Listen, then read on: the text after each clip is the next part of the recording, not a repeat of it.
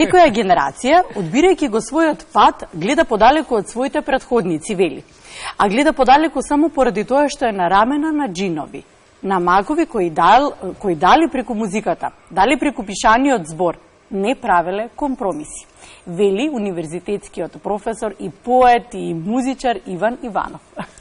Иван, добро утро. Добро утро и благодарам многу на поканата и поздрав до сите гледачи и благодарам за можноста што ја може да споделим некои промислувања на овој. Добре, ни дојде, ни е чест на вистина што си ни гостин. Имаме многу бав повод, невино време е твоето првенче. Така.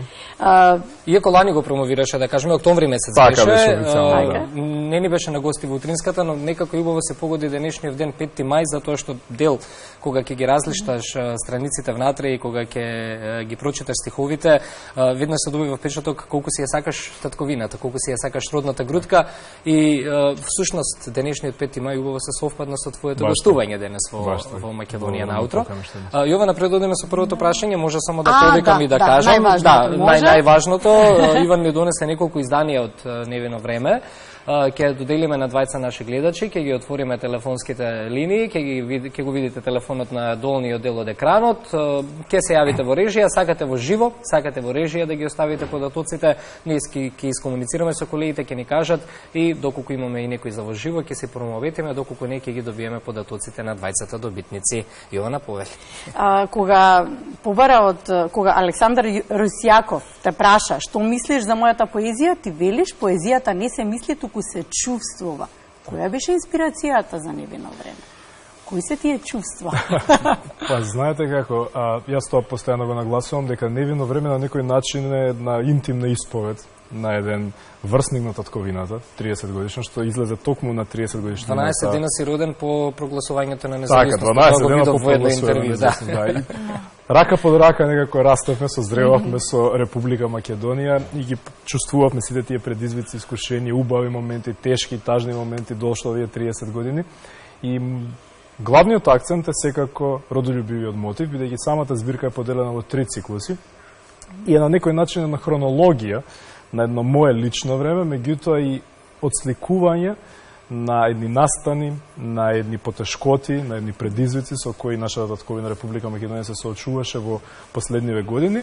Меѓутоа таму ќе видите и доста смешни љубови, доста мои чувства и емоции измешани што од средношколските денови, факултетските денови, во тие два останати циклуси, меѓутоа доминантиот мотив во самата книга е татковината, љубовта кон татковината, односно мојот личен гнев, револт, разочарување, меѓутоа онаа доза потребна надеж, која на сите нас ни е потребна, за што понатаму ќе правиме со самите нас, меѓутоа и со нашата татковина. Така да, настана спонтано, морам да кажам, јас се охрабри после долго време да ја издадам конечно, благодарам многу на господин Раде Сијан и на Матица, кои дополнително ме охрабрија и што ето така, Раде Сијан се уште ни служи како пример нели на нас младите љубеници опишани од збори, неговото перо се уште многу инспиративно и се надевам дека многу години се уште ќе ни инспирира. И благодарам многу и така се поклопија 3 јубилеи, 30 години независност за Република Македонија, мојот 30 роден, 30 години Матица. А тројка е за среќа? Јована е со бројките, гледаш. Јас тука, да. Така да, на некој начин тоа е збирка емоции, меѓутоа и збирка политички некоректности. Бидејќи мој професор кога ме праша, кога му кажав дека ќе објавам книга, ме праша дали се тоа некој твој политички промислувања, кажав да, политички промислувања, меѓутоа низ поетски збор. И јас и на самиот почеток на книгата нагласувам и да ми простат самите читатели дека, како што вели еден стих, коректноста во бездна ја тури, бидејќи навраќајќи се на едни зборови на еден Гане Тодоровски за еден претходен период кога вели дека нашето време сега не е време на бонтон и елеганци, иако тоа време ќе си дојде, нели? Сепак мислам дека ова време сега не треба да го искористиме за да бидеме толку политички коректни, бидејќи мораме да ги посочиме и виновниците, меѓутоа и аномалии со кои ние се соочуваме како општество и како држава денес. Така. Виднаш имаме и двајца гледачи, не знам само колеги од режија мало подсетување ќе ни се вклучат во живо или оставија податоци. Илиева Пројка и Ацевска Николина. Ние вака си комуницираме со колегите од режија. Ацевска Николина, ќе ти дадам пенкалце, Иван. Си носам, ќе ги подпишам. Си носиш, двете книги ќе ги подпишаме. И само да кажам дека нашите гледачки, Илиева Пројка и Ацевска Николина, книгите ќе може да си ги подигнат во пријавницата на МРТ, веднаш после завршувањето на ова издание на Македонија наутро ќе бидат оставени со подпис директно од авторот со кој што денес разговараме. Сега да го поставам следното прашање. Важно е домашното воспитување, важна е домашната историја. Кога се подготвував за овој интервју, читав и во какво обкружување, во каква средина имаш растено, во однос на тоа да си сакаш татковината, музиката и така натаму и така натаму. Несомнено колку и да те представуваме како професор, како нели музичар и слично, мораме да го споменеме и твојот татко, како човек кој што има оставено и направено доста и како професор, но и како поранешен председател на државата. Верувам нивната поддршка за ова издавање на Невино време беше голема. Да. Така, фамилиарната семејната поддршка. Не знам сега дали знаете и за гледачите, некако се наметни како традиција, веќе мојата мајка има издадена збирка поезија во незините младежки денови, има освоени 13 ноемвриска награда. Така да од секогаш сме биле влюбеници и во пишаниот збор и во музиката, како што кажате, мислам нашиот дом е препон со плочи, цедиња и со книги.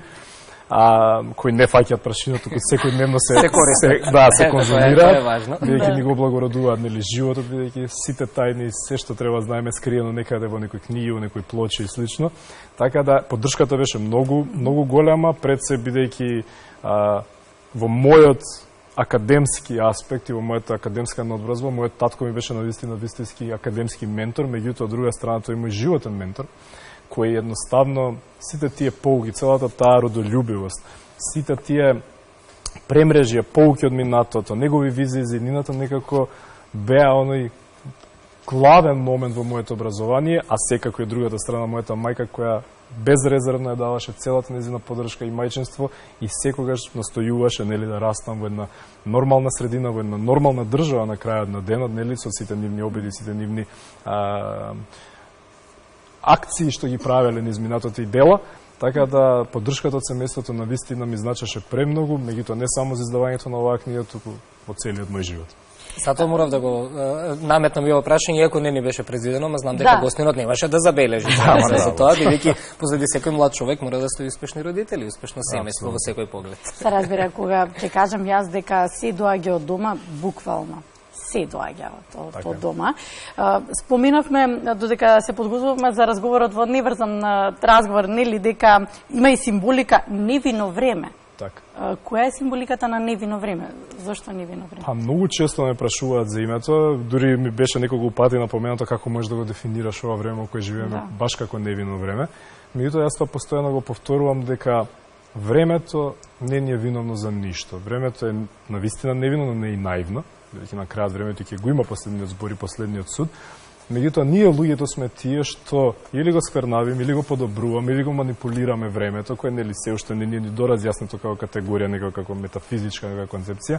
Меѓутоа, и навраќајќи се на она што претходно ме прашате за главната инспирација, мене баш ми беше инспирација она сквернавење на нашето време од страна на едни луѓе, не луѓе, кои едноставно така некако ни се наметнаа нели како големи самопрогласени лидери кои решија дека сакаат и мислеа дека времето од нив треба да почне да тече и дека се претходно ние треба да го заборавиме и фрлиме во заборав.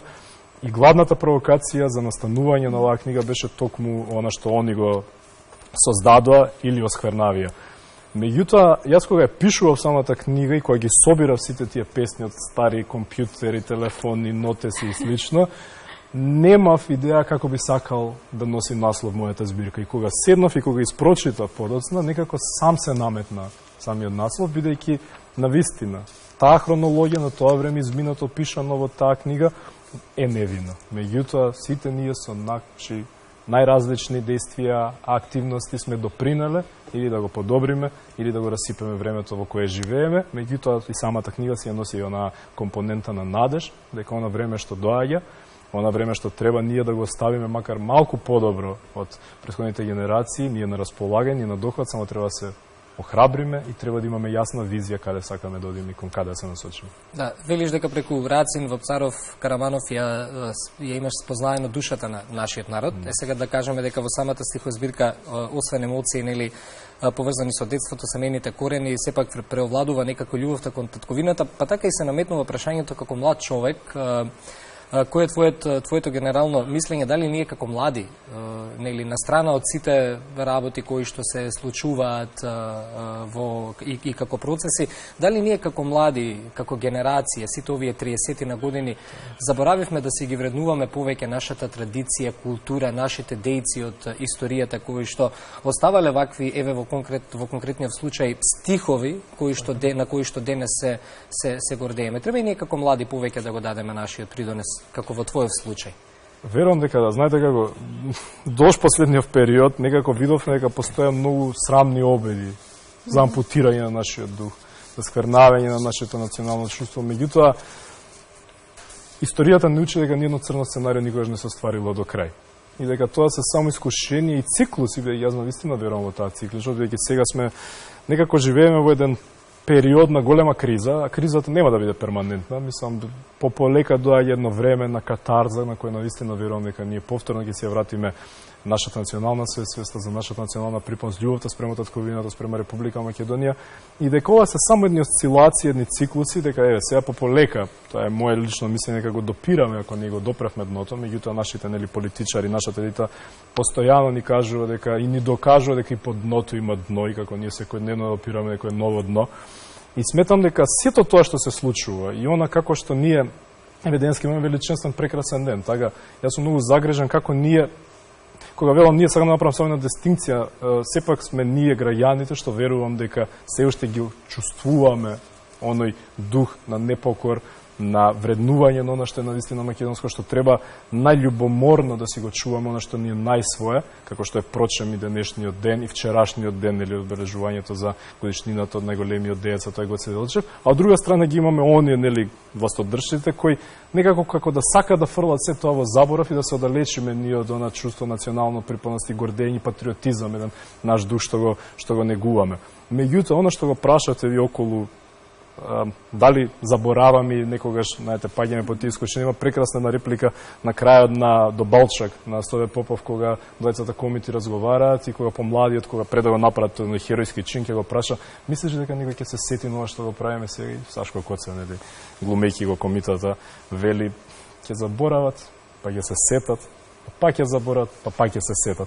И затоа сметам дека ни треба лидерство, ни треба просветлени луѓе, млади луѓе што знам дека се тука присутни се од интелектуалата, од уметноста, од сите сфери на нашето општество, што се охрабрени, што зборуваат, што не стравуваат од тоа што нас денеска ни се наметнува како некоја вистина, бидејќи главниот збор, мислам, сега ќе го има образованието, меѓутоа не толку на конвенционално официјално образование што ние го имаме сега, баш повеќе оно што вие го зборувавте претходно, домашното воспитание и образование, сега улогата на родителот ќе биде многу голема, поготово кај тие деца што сега го започнуваат нивното образование, кај што тие родители ќе им зборуваат, ќе раскажуваат за Република Македонија, за сите наши дострели, она што Гане не предупредуваше како да не знаеме никако да се гордееме со сите наши историски дострели, големи моменти, големи историски личности, како навистина од себе си да се срамуваме и да се премолчуваме.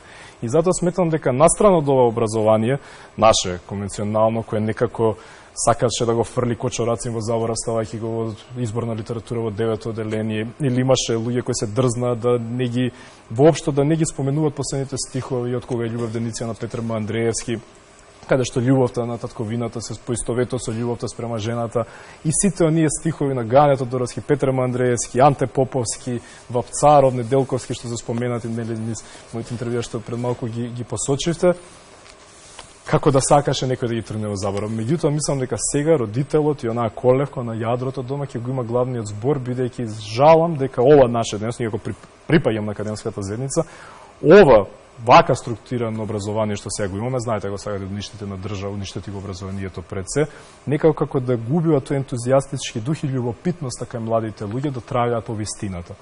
А од друга страна, па нели Аристотел вели да го образувате умот без да го образувате срцето, исто како да не образувате воопште. Сега све ова што нас ни е во срцето, сите овие личности, настани, сите наши славни моменти од нашата историја што ни слеат во срцето, некој како да сака некако да ги потисне. Меѓутоа мислам дека не смееме да дозволиме, имаме голема обврска спрема неродените, често не обвинува дека нели ние како држава живееме во минатото, меѓутоа тука би го цитирал и татко ми што го спомнат, он вели ние не живееме во минатото, меѓутоа живееме со минатото, за да се гордееме, да се навраќаме и да учиме од минатото и од сите тие грешки што ги направивме. Аз жалам што повторно ги повторувам истите грешки од минатото и затоа запаѓаме во исти стапици. Би сакале да заокружиме дека Невино време на 25 рече мај, така? Ки има своја промоција. 25 мај, да. Ки има своја промоција во соседна Србија. Да. И на Шинците? Да, кај нашинците, значи Кој е планот? Да, значи тоа ќе биде дел од манифестацијата одбележување нели на празникот 24 ден на сесловенските просветители. Добив покана од нашето здружение тамо Македониум, кои ќе го одбележат навистина достоинствено тој празник тамо со неколку активности, започнувајќи од 24 па се од 26-7. Конкретно промоцијата на Невино време ќе биде на 25, еве повик до нашинците тамо, до сите македонци кои се заинтересирани, кои се љубители на пишаниот збор, да се подружиме, макар да си ги споделиме маките, бидејќи како што ние ги чувствуваме маките на татковината, тука така ги чувствуваат и луѓето што се надвор од неа. На 25 во музеј на град Белград кон кнегиње Љубице, во центарот на градот, се уште не знам сатницата точно, меѓутоа денот е 25, така да ќе ми биде драго доколку македонците што живеат во Србија, во Белград конкретно, би дошле на самата промоција. И ова нека биде само една нишка од Герданот. Благодариме за ова интервју и верувам ќе се видиме повторно наскоро со новитети. Ви благодарам многу на поканата, голем поздрав до сите гледачи и навистина беше чест и задоволство да ви. И нас исто. Благодариме. Благодариме уште еднаш.